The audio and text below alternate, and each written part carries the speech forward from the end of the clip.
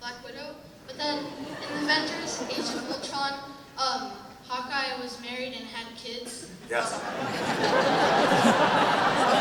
Where are you going with this, buddy?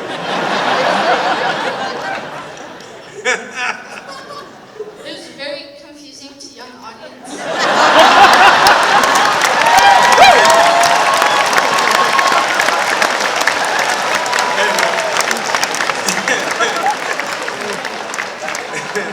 It was very confusing to me too. Yeah, I didn't write it.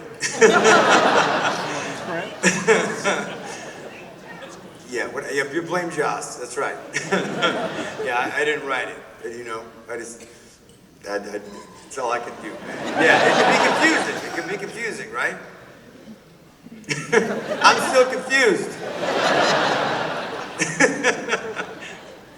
That's all I wanted to ask.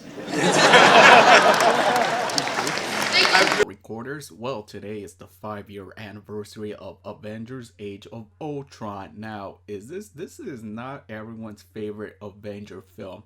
I mean, some have defended the film, calling it underrated, while other people trash it.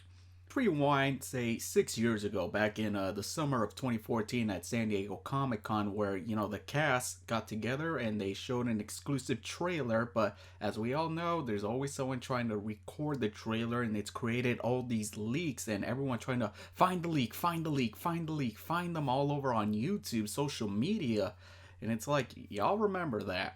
Y'all were hyped for this. And of course, for me, I try to find whatever. Of course, I kept finding were videos of people, the clickbait ones, or the ones of people just yelling, screaming in excitement. And then it wasn't until like October of 2014 where they finally did uploaded the official trailer, and I was thinking, now, Josh Whedon said that he wanted this film to be smaller and more personal than the first Avengers, because, in the first one, they just all get together and spend almost all the movie in the helicarrier. And then it came to early 2015 where they showed like the final trailer for this film. And actually leading up to the movie was where finally Sony and Marvel came up with a deal for Spider-Man to be in the MCU. And everyone was expecting, is Spider-Man going to show up at the end of the post-credit scene? Are they going to tease them? Like, I remember all that. And of course, people were also talking about, was Andrew Garfield still going to play Spider-Man in this project? But sadly, no. And of course, Marvel was starting to already start filming Civil War. And here's another problem people have with Age of Ultron is that a lot of people weren't that excited for it because Kevin Feige has already announced what they're going to do for phase 3.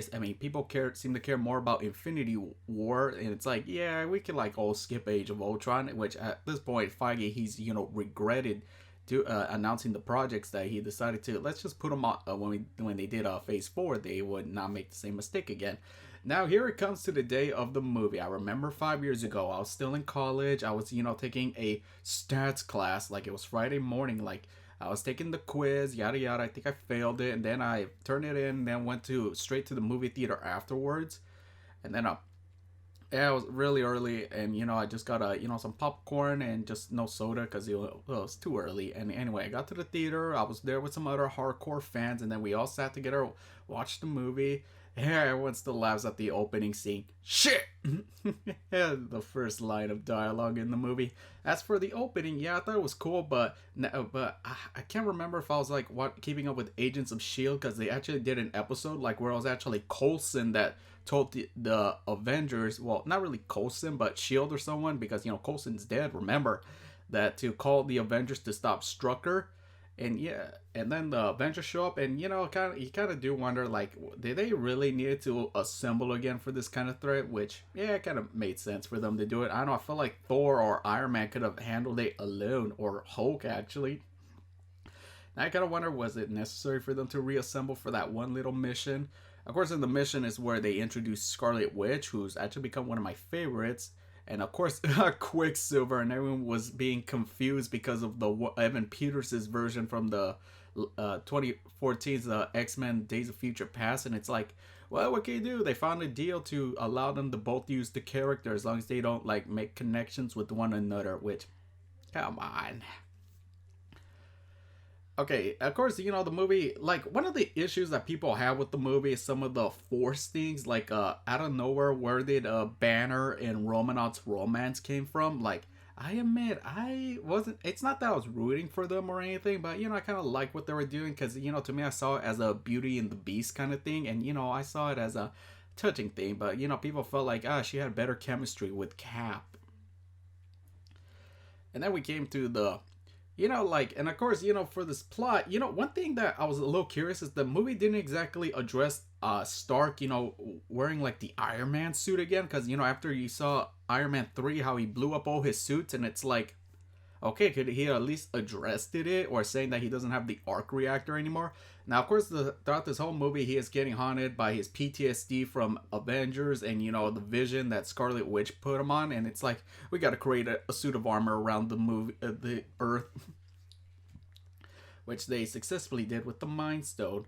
Anyway, so yeah, these Avengers, I thought, yeah, it was nice that at least Hawkeye had some better involvement in this one than the first one. Now, one of the weakest contributions for the film is actually Thor. I mean, I actually looked up how much screen time each character had.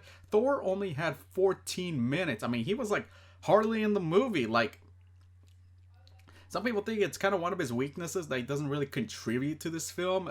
It's because, like, how in the first Avengers, yeah, he comes to Earth again because of Loki, his brother. And, of course, without Loki, it's like he really had nothing more to do with this one. It's like Phase 2 was actually his weakest contribution. I mean, in the Dark World, it was basically nothing. It's like you could just skip that movie. I mean, even Hemsworth, he was like, disappointed with his character's lack of involvement and character development, and at least they beefed it up in Phase 3, which otherwise, who knows, maybe he would have walked away from the role, although he is contractually obligated not to. Now here comes another beef with the movie is Ultron as the villain. I mean, in the comics, if you watch one of the animated movies that has Ultron in it, I forgot which one I saw, or a cartoon that features him, you see Ultron being a much more formidable foe. Part of the reason is that his armor is actually made out of adamantium, but of course that's an X-Men property, which they're not allowed to do, which had they been able to do that, Ultron could have been a more formidable foe. And of course, in the comics, one of the differences is that he was actually created by Hank Pym, the original Ant-Man, and it's like, well, because they haven't used them yet, they can't follow the comics, so instead it's Stark. And a lot of people see Ultron as being a more evil doppelganger of Stark, because they have like a similar immature personality and so on. But, to me, I felt like James Spader, he did well what he could do. I mean, I thought his voice was really good for the character, and it's like, yeah, I thought he was a perfect fit to play Ultron in this one. I mean, I don't know who else could have. I think that was a good choice. Now, the movie does have, like, a lot of good action scenes. Like, I thought the opening scene was good. I thought that moment where they introduce Andy Serkis's character Claw. I thought that was that moment, and of course the Avengers taking on Ultron and Scarlet Witch and Quicksilver. I thought that was good. Now, of course, probably my favorite fight scene in this movie is Hulk versus Hulkbuster, a thing that people wanted in the first Avengers movie, which we got. And according to Whedon, he said that it was a really, really hard scene to shoot. Which, yeah, I mean, yeah, two big CGI characters going head to head with each other, and I thought it was really well done. It was really strong fan service, which thank you for that at least, but it's weird how they call it Veronica or whatever. Now, of course, the movie comes with conflicts with pacing, especially, that whole scene with Hawkeye, like we learn his family and being at the farm and they're just chilling instead of figuring out what to do. And then Fury comes where he gives his somewhat decent motivational speech to get them to get up their asses and so on, but it's not enough. It's like Fury, it's like you become useless now after Winter Soldier. It's like, I don't blame them. I mean, they could have come up with better material for him. Anyway, and of course, like we learn more of Ultron's plot. Now here's the whole, like, he wants to protect the Earth by getting rid of humanity, and all will be left is metal. But come on, I feel like, that it wasn't a strong enough stake, especially with the Sokovia, I don't know, landscape or whatever you want to call it, floating up into space and to smash it. It is causing global extinction. It's like, come on, couldn't they done something a little bit more creative or original? It's like, and then the Avengers get their crap together, but before that, they actually managed to get the Mind Stone back and thus awaken Vision, which, of course, in this moment, you feel like when Iron Man was trying to do it and Cap was trying to stop it. It's like, yep, they're creating the tension for Civil War. It's like, come on, they spent too much time setting up Phase 3. I mean, especially where Thor comes back and he explains what the Infinity Stones are. It's, come on, was that very necessary? It's like, what more can you do?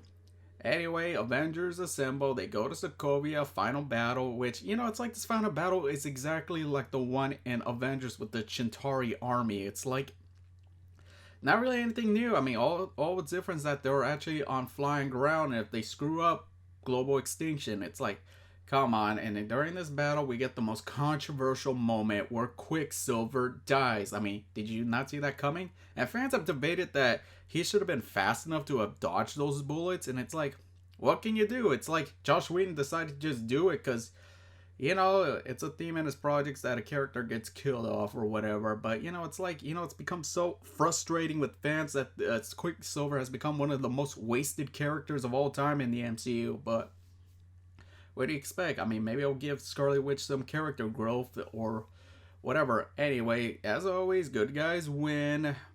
And that's it.